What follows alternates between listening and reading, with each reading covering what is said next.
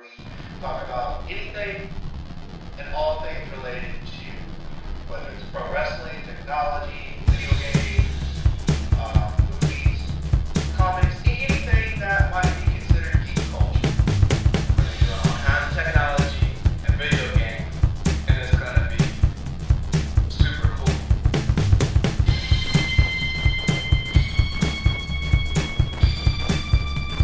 So, I'm ready. I'm ready. We're going to go in. This is going to be super cool.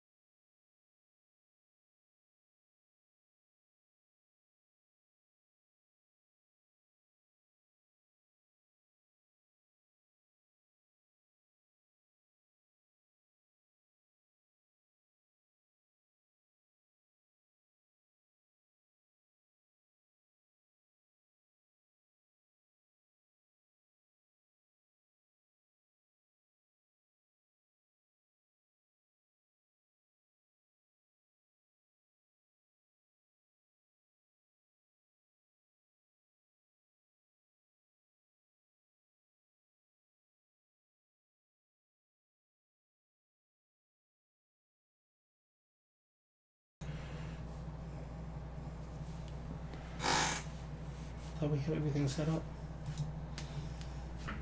I do have everything. But it worked fine earlier. Thought we had everything set up. Oh, okay. It looks like we have audio now, so to the viewers that have been watching, we're going to go ahead. We have audio now, so to the view. We're going to go ahead and we're going to roll the intro. We're going to get the podcast started. Where we talk about anything and all things related to whether it's pro wrestling, technology, video games, movies, comics, anything that might be considered geek culture. We're going to do it all kinds of technology and video games, and it's going to be super cool.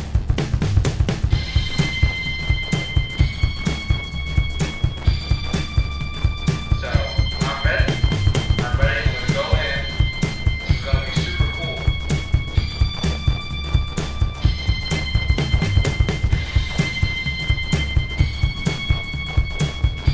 We're going to talk about everything. Everything. Nothing's off the table. Nothing's off the table.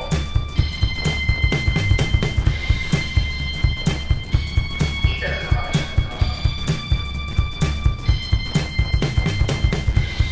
You should always do at least two things at the same time.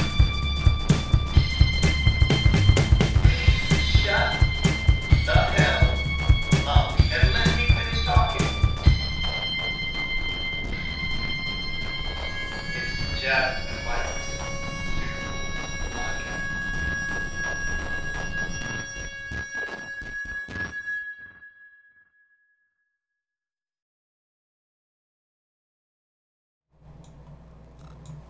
Alright, we are live for realsies this time, and welcome to Jeff and Mike's Super Cool Podcast, episode 14. We are live after TLC. I'm Mike, the star of the show. I want to interrupt and apologize thoroughly for the production bitch's fuck up.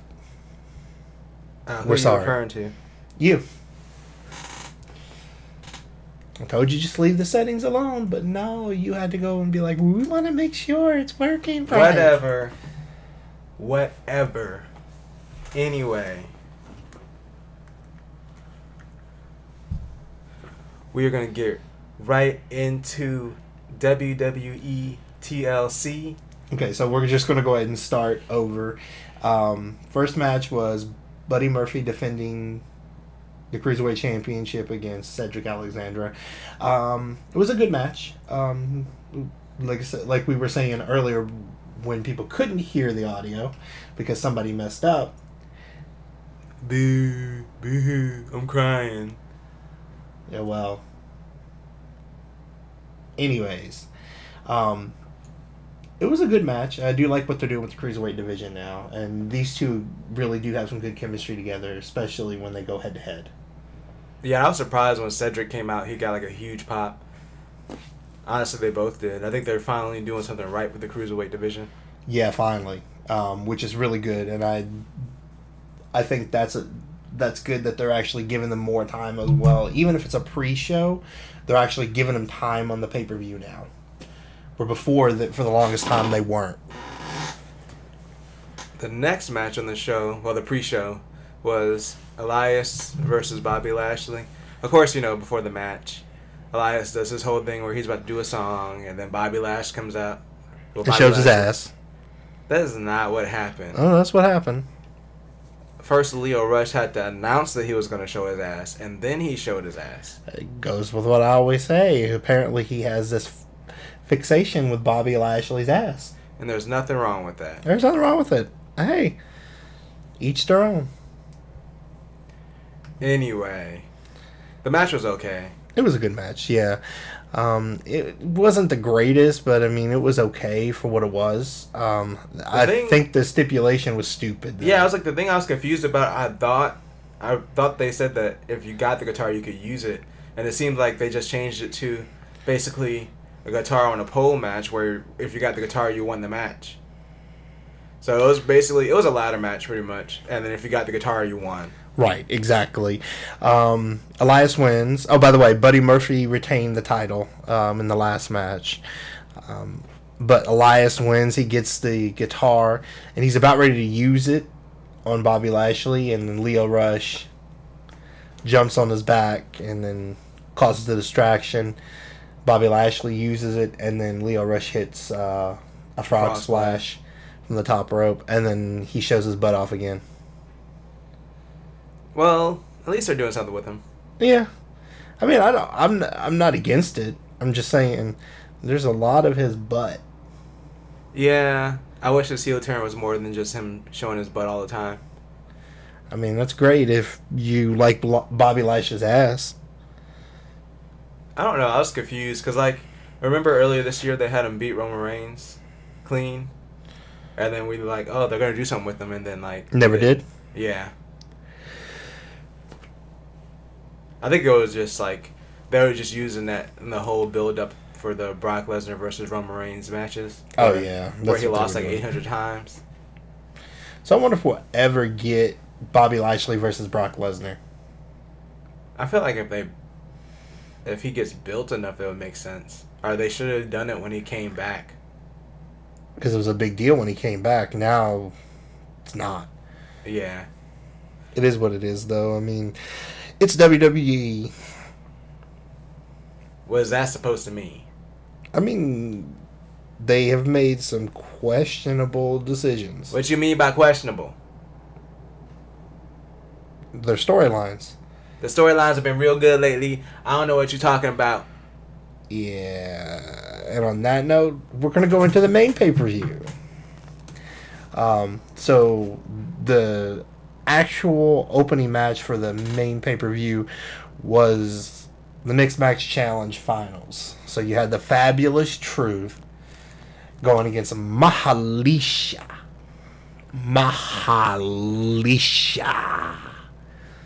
Yeah, I was surprised this wasn't on the pre-show.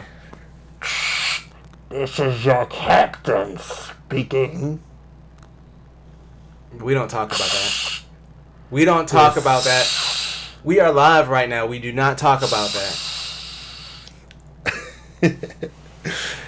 Anyway, surprisingly, the match was decent. It was more like an entertainment match than... I mean, it was an entertaining start to the pay-per-view. Wasn't a great overall match. Fabulous Truth wins. They get the number 30 spots in the Royal Rumbles. Carmella getting the Women's Royal Rumble. And then R-Truth in the Men's Royal Rumble. Unless they decide to switch it, maybe Carmella will get the 30 spot in the Men's Royal Rumble. I can see R-Truth coming out as number 30 for the women. That would be funny. But yeah, I could see that. And they also get to choose their trip. And he chose WWE headquarters. I'm just wondering what they're going to do with this. Formerly known as Titan Tower. I think it's going to be... I don't know. We'll see what happens. But, I mean, they have been entertaining. That's good that they're doing something with Truth and Carmella after she lost her title because, you know... Yeah, at least they're keeping her relevant. Yeah, her title run was kind of bummy and, you know... It was okay. It wasn't the greatest. It just didn't make any sense. Like, they kept the Money in the Bank on her, and then they didn't cash it in until the point where she had lost so much momentum. It didn't make any sense. That's because they were trying to do the whole James Ellsworth bullshit, which was getting on my nerves after a while. Yes, I am not the greatest fan of James Ellsworth. You is such a hater. I'm just being honest. Well, go be honest on someone else's podcast. But anyways, the next match was for the SmackDown Tag Team titles, the Triple Threat match, The Bar versus A New Day, in this case Kofi Kingston and Xavier Woods, and versus the Usos. The Bar win. That was a pretty good match, but when you get those three teams together, it's always good. Yeah, at first I was iffy about the stipulation because it was a triple threat, but only two people were allowed in the ring at a time. Mm-hmm. So basically, the third team had to get tagged in by one of the other teams, or, you know, kind of sneak their tag way. themselves in. Yeah, pretty much. So, but yeah, it ended up being a really good match. I wish they would have done tornado rules. I think it would have been more interesting. Yeah, I mean, the thing I don't get about these pay-per-views, I understand that they're trying to make it something where, like, oh, TLC, there's going to be one TLC match, but wouldn't it make sense for all of them to at least be like a tables, ladders, or chairs match? And not necessarily. I mean... Well, I mean, like, something like a triple threat tag match, to me, would have made more sense. I guess. That would have. But overall, it was still a really good match. The Bar win and retain. But yeah, I mean, this match went about 12 minutes. It wasn't too long, but it had enough time to kind of build. But then the next match was longer, but that's because there was more talking than anything. So it was the tables, ladders, and chairs match. Braun Strowman versus Baron Corbin, and if Baron Corbin wins, he becomes permanent general manager of Raw. If Braun Strowman wins, he's fired, and... Well, fired from a position of power. Yeah. And then Braun Strowman gets his title match against Brock Lesnar at Royal Rumble. And Braun Strowman won. And he won because he got attacked by like 5 or 6 other guys. Yeah, I feel like the payoff for the match was good, even though, you know, it doesn't excuse Raw being as bad as it was, especially, what was it, 2 weeks ago? Well, this makes sense for a couple reasons. It was a good old school payoff to everything. Kind of like late 80s, early 90s type of thing. But you also got it. It's also good as well because Braun Strowman was injured. So you had to do something, get the payoff, but make sure that he doesn't have to actually be physical. Yeah. It was I mean, I really like what they did. Like, I started off, Apollo Crews came down. Then Chad Gable and Bobby Roode. Then Finn Balor. Yeah. And then, what's his name turned on him? The referee? Oh, Heath Slater. Yeah. And then Kurt Angle arrives and throws Baron Corbin back in the ring. Yeah, because basically they start attacking beats his ass and then throws him in the ring. And then he tries to flee, and then Kurt Angle comes out. Yeah. Yeah, and then they all basically hit their finishers on him. And then Braun Strowman comes in and pins him. So he is going to Royal Rumble to face Brock Lesnar, where he will again probably not win the title. Don't say that. I hope he does win it. I'm ready for a Braun Strowman title reign. Especially since they don't have Roman Reigns. They need somebody big like that in that spot. Yeah, but that's just my opinion. I mean, I don't know if they're going to do it because it's so close to WrestleMania. I mean, they still could. I mean, Bray Wyatt, remember? They did but him it's like different. The month before. Like, it's going to be dependent on how they view this, how they view the situation. Like, having Brock Lesnar go into WrestleMania as champion, they might view as, like, bigger than having Braun Strowman go into WrestleMania as champion. So that's what I was looking at. That's why I was like, he's probably not going to win at the Royal Rumble. Unless they could put him on SmackDown. Have him go against Daniel Bryan. That would work. I don't know, because I mean, they could. We'll see. They're supposed to do a shakeup tomorrow, so it just depends on what they're doing with that shakeup. Hopefully it's something good. Well, they said Vince is coming to shake things up, so I'm assuming it's probably going to be a superstar shakeup, a.k.a. a draft. Or it could just be like a few people moving. It could be like an open agency type thing where... Lars Sullivan. Well, no, like where everybody's contract is open, so if they want to jump, they can. If they don't, then they don't have to. And it depends, of course, on if they want them as well. Speaking of Lars Sullivan, they played his like vignette thing a few times. They're really hyping him up. But like, I hope they do something with him. I mean, it's good that they're hyping him, but everybody they brought up, for the most part, they haven't done whole lot with. Yeah, because we were talking about it, like, really, Finn Balor was the last person that they really pushed, and then, he got injured after he won the title. Well, technically Asuka. Yeah, they did push Asuka, but then after she lost at WrestleMania, then they kind of, like, pushed her back down. But we'll talk about Asuka later. And the main event. But, yeah, this was a good payoff. Braun Strowman won, of course. So Baron Corbin is no longer in power on Raw, but I kind of figured that with the shakeup coming. But moving on to the next match, we have Natalya versus Ruby Riott in a tables match. Now, this match was actually really good and exceeded my expectations. Yeah, I wasn't really expecting... It wasn't like I wasn't expecting much, but the build for it had been so bad. Because Natalya's also kind of been involved in the Ronda Rousey feud. Yeah.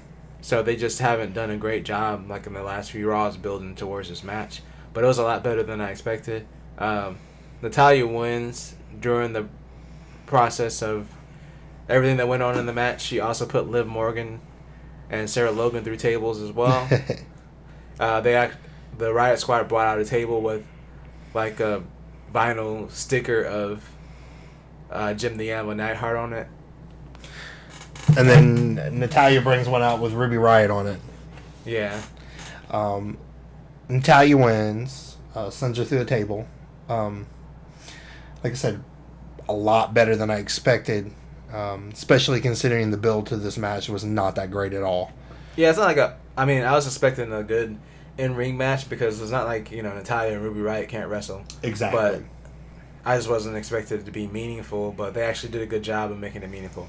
Yeah, they really did. So kudos for that. Hopefully next time they build it better. They haven't done a lot of stuff right on Raw recently. They really haven't. So going into the next match, we have Finn Balor versus Drew McIntyre. This was a really good match. A little bit longer than it really needed to be or what I expected it to be. But overall, really good. Especially considering there's been like hit or miss build with this one. Yeah, because Finn Balor has been like, I don't know. It's like another one of the side storylines in the Baron Corbin storyline. This is kind of what Raw has been like. It's like the main storyline, and then it has branches. And the same thing with the women. So, like, some of the secondary storylines just didn't feel as important going into the pay-per-view. Exactly. Finn Balor wins because Dolph Ziggler comes out and gets involved. Which later on, he ends up attacking Finn Balor. So I'm guessing Dolph Ziggler isn't a face. I'm guessing he's going to be Becky Ziggler. Don't ever say that again. Why not? Just, But yeah, Finn wins. Drew McIntyre's pissed, which is his whole gimmick anyways. So that goes into the next match, which is Rey Mysterio versus Randy Orton, 5001. No, this time was different because it was a chairs match. What the fuck is a chairs match? It's a match where you can use a whole bunch of chairs. But there's no disqualification anyways. You gotta think they can just use any weapon they can, want, and it won't matter. It doesn't matter. There's no stipulation that they can't. For those of you who haven't watched TLC, they've been doing this fucking chairs match for years. Which still makes no fucking sense. Where it's just basically like a match where they use a whole bunch of fucking chairs Gimmick. for no reason. Gimmick. Like 20 or 30 fucking chairs. But there were some cool spots in this match. I mean, with Rey Mysterio sliding to the outside when the chair underneath that was him. cool. That was pretty cool. Unfortunately, Rey Mysterio dressed like a zebra tonight. There was no evidence of that. He dressed like a zebra. He dressed like if a zebra fused with Storm from the X-Men. You know what? I can't. The podcast is canceled. I quit the show. Because I can't You did, do though. this. I mean, I love Rey Mysterio. Don't get me wrong, but for my co-host, I didn't care a lot for that outfit. It is now Mike and Mike's Super Cool Podcast. Sorry, Mike. Just do the production. Shut the fuck up. I can't. Production. I'm not going to be production. Now. I am not going to be disrespected like this on my podcast for the first time ever live. Production. Anyways, I mean, it was an okay match. It was what I expected, for the most part. Yeah. I mean, it's not like... Randy Orton matches aren't bad. But you know what he's going to do in, like, every match. Yeah. He's not going to shift it up much. So it's like, oh, yeah. If they've wrestled each other before, so... You kind of know what to expect. Yeah. But going into the next match, we have... Rey Mysterio won, by the way. Oh, yeah, Rey Mysterio won. We have Ronda Rousey defending the Raw Women's Championship against Nia Jax with Tamina in her corner. You mean Groot? I'm done with you. Bye. This match was really good. A lot better than I was expecting. All she did was stand there and look all lanky like Groot. It's not like she went around saying, I am Groot. No, Groot had more lines than she does. I am Groot. Anyway, yes, this match was actually pretty good. It's actually really good.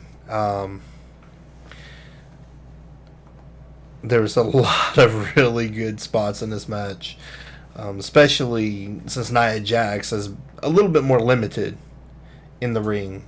Well, both are relatively new to wrestling. Nia Jax has been at it for about 5-6 years, roughly, which is not new, but... Has it been that long? I'm pretty sure it has. She's been up on the main roster for 2 years. She was in NXT for 2 years, and I figured she probably trained a little bit before. Let me see. I'm kind of curious now. I'm pretty sure it's been about 4 or 5 years. I feel like it's been maybe 4, but it doesn't feel like it was that long ago when she was in NXT still.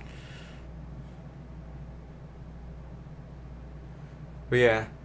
No, it's only been 4 years. Yeah, but Ronda Rousey, again... Her pay-per-view matches are really good. Yeah. She really is surprising because I was like, okay, she's going against Nia Jax. The last match that they had together was okay. So I wasn't expecting too much, but every time she gets in the ring, you can visually see that she's, getting better. Not that she had a bad match, really. So, Rousey wins with the armbar. I love the part where she looked at Tamina and said, "This is for you," and she kissed Nia Jax's fist because Nia Jax is known as face breaker, and then puts the armbar on her, and then she taps out right away.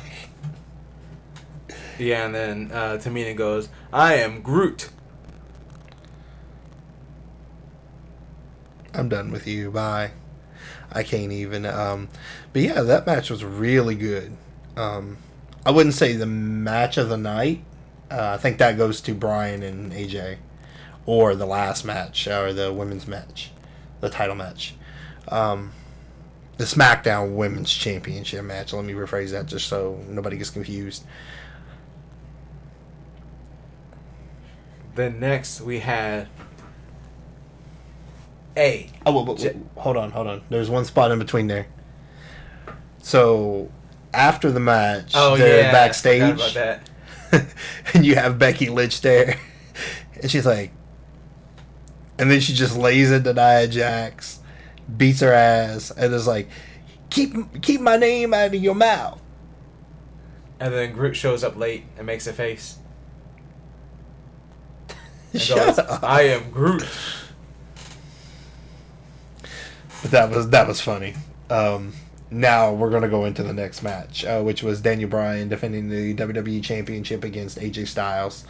That was probably It's AJ Styles versus the new Daniel Bryan. Fickle.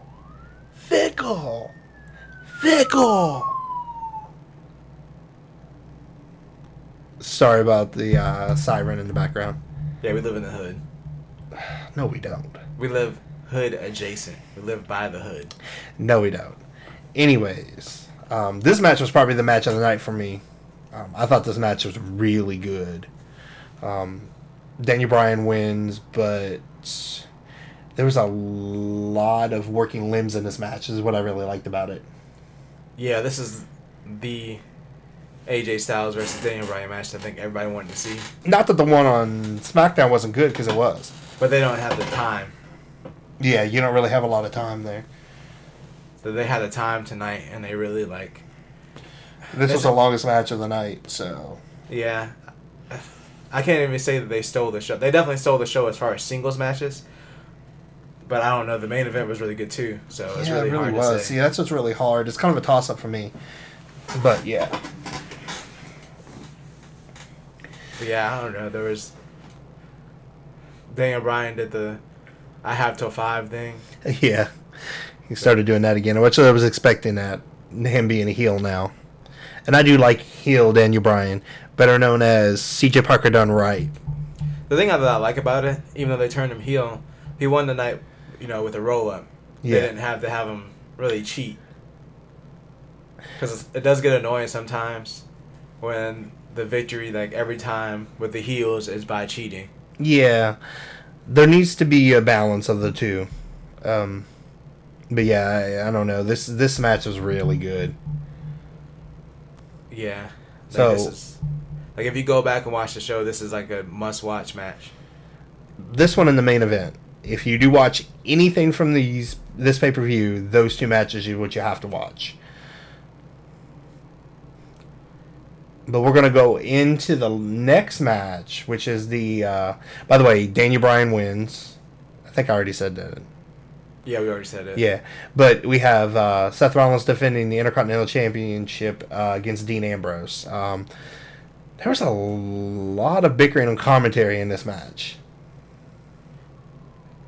Don't say anything about the Renee Young stuff. That's what we're talking about. I mean, she kept saying...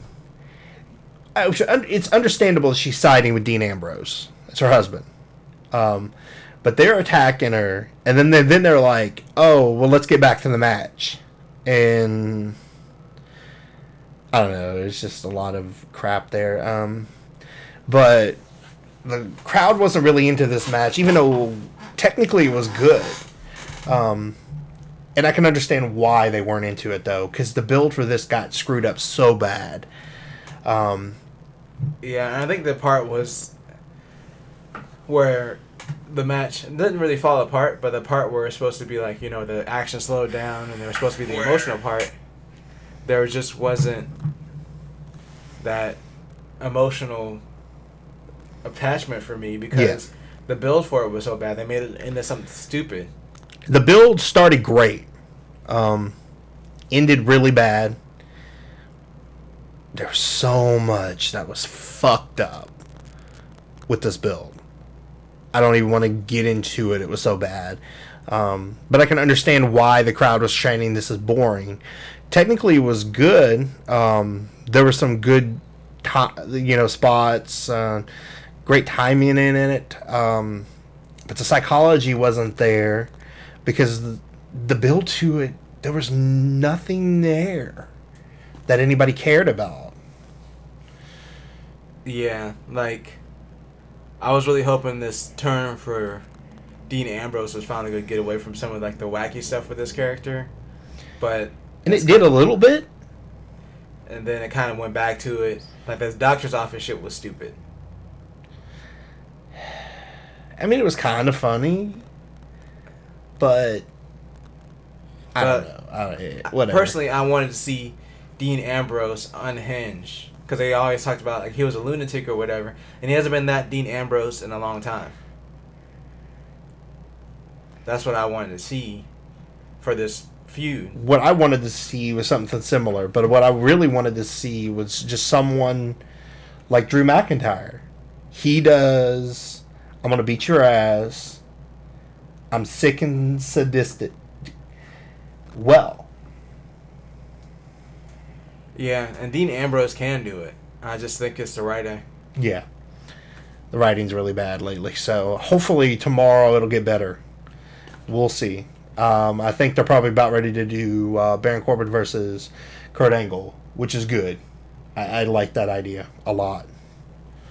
So Dean Ambrose wins and becomes the new Intercontinental Champion.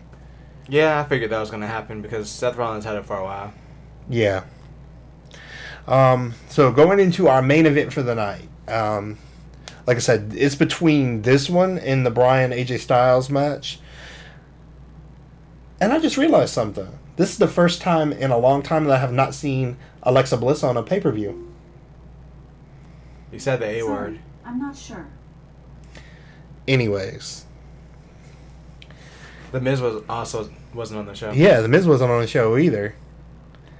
But they're doing this stupid little thing with him with Shane McMahon right now, which I think is going to end up being a match between them, probably for that stupid little cup that doesn't really fucking matter.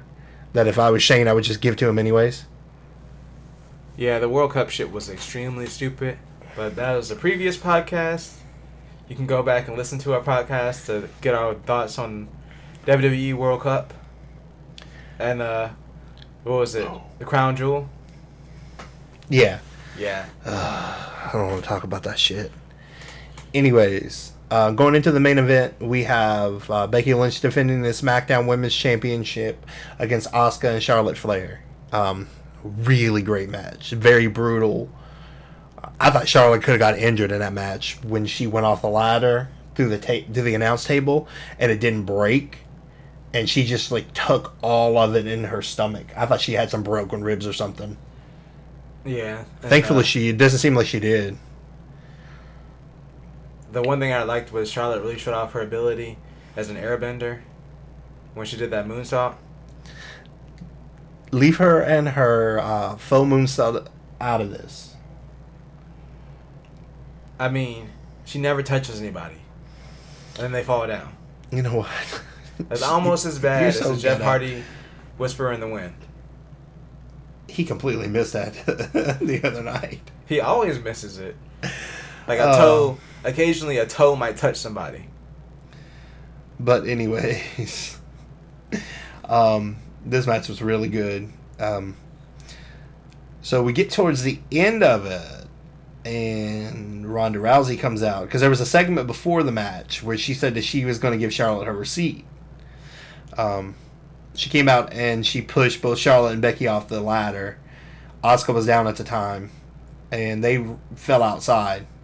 So it was a long fall. So I'm kind of curious what they're going to do with this. I don't know if this means she's a heel. Yeah, she definitely got booed after that. She got booed bad, and there was Becky involved. If it had just been Charlotte, it might have been okay. Well, what she said before the match was, "Payback's a bitch, and I'm the baddest one." True. So, and as for real fighters, yeah, she could probably beat any of the bitches in the locker room. But yeah, this was a really good match. And I'm not talking about women. I'm talking about the guys. Well, I was going to say maybe not Nesler, but he's not really in the locker room. Yeah, you guys got to show up for shows. He does show up. Once every 4 months.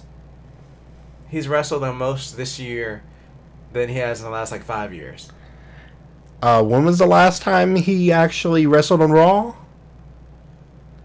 2002. You be making it sound bad, though. 2002? I just graduated high school. Because you old. Go fuck yourself. Anyways, Asuka wins and becomes the new SmackDown Women's Champion, which I am excited for. I'm a huge Asuka fan. So I'm glad to see that they're actually pushing her the way she needs to be. It's about fucking time. They should have pulled a trigger a long time ago.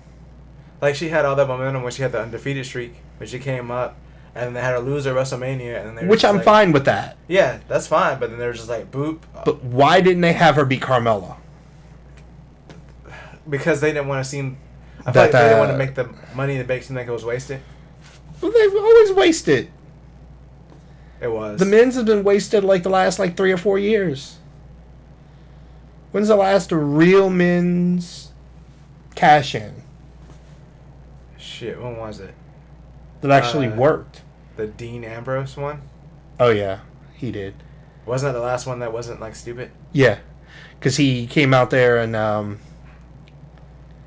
can't remember who it was against though. It was when Seth Rollins came back from injury. It was him versus Roman Reigns for the title. Oh yeah, yeah. And Seth Rollins technically won, and then he cashed in on him.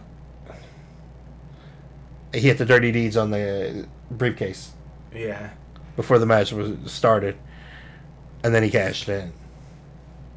But yeah, I'm excited to see Asuka and see what they're going to do with that. I wonder if they're going to possibly move Becky and Charlotte over to Raw, so you have the 4 horsewomen there, and then they can bring up Baszler,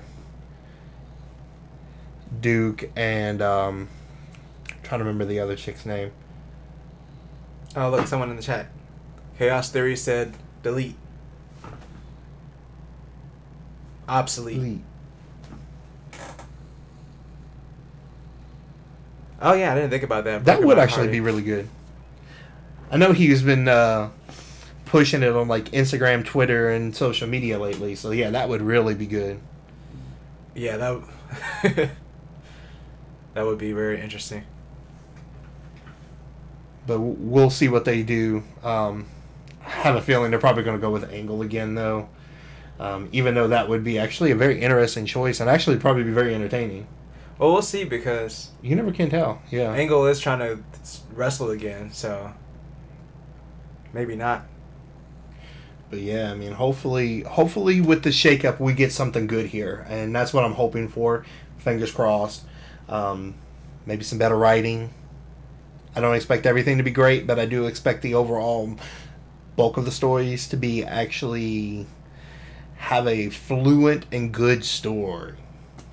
You're expecting too much. SmackDown does it. Yeah, there was a period where SmackDown got kind of blah, but for the most part, they've been pretty good. They've been pretty consistent, yeah. But yeah, I mean, that was the pay-per-view tonight. I would say overall, this was a lot better than I expected it to be. Yeah, I didn't have high expectations going there.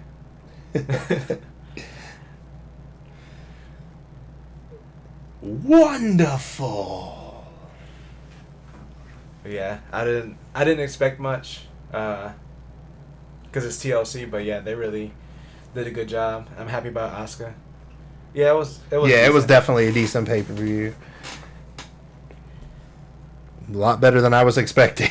And that's all I'm going to say on that one. All right, well, this is going to bring Our Jeff first Mike's- live podcast to a close. And it was great after I got the audio working. Yeah, the first little bit was messed up.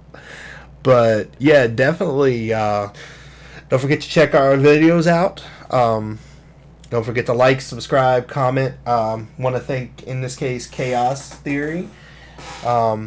Thanks for joining in on the chat. We appreciate that. But, yeah, definitely look us up on Twitter. I'm the real Jeff RG. And I'm Mike SC Pod. And don't forget, once again, follow. Leave any kind of feedback. If there's anything you want to see, we do more than just wrestling. But yeah, it's been great. It's been fun. And remember to always do at least 2 things at the same time. And remember, what would Rose Nyland do? What do you mean? She'd be a fucking idiot.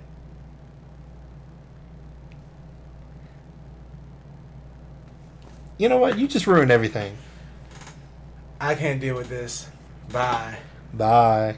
Later, people.